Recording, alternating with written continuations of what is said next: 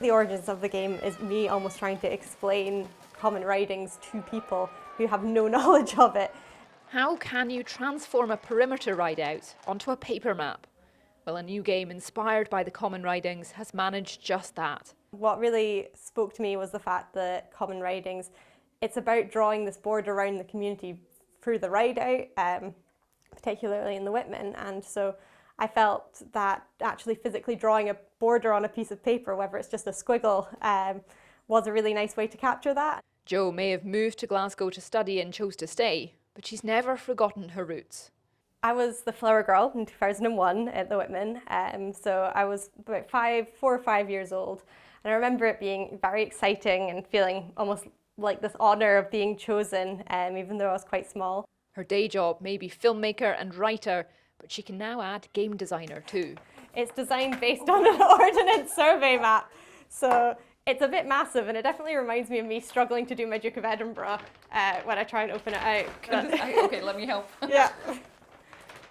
So you've got the rules are written up the top here, and then this map here is for decoration, but it's also for inspiration.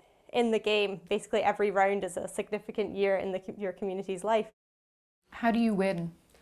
Well, I suppose there isn't really any winning in terms of, when you're playing it as a group, it's not about one person beating the other, it's about creating a story together.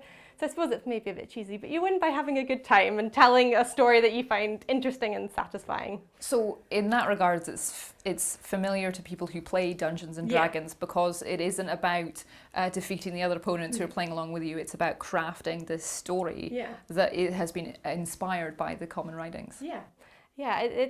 That's kind of the first touchstone I sort of explained to people about this. It's more like Dungeons and Dragons, where you're role-playing, you're inhabiting the persona of someone else in order to tell a story. The game is what you make of it, and the wilder your imagination, the more you get out of it.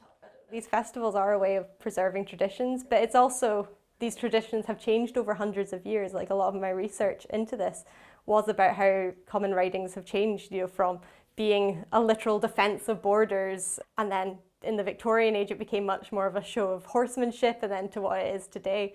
How they change really tells us about how we view ourselves. The common writings are an intrinsic part of life in the Borders, and this game is giving people further afield a taste of what it's like, at least on paper. Isla Todd, ITV News.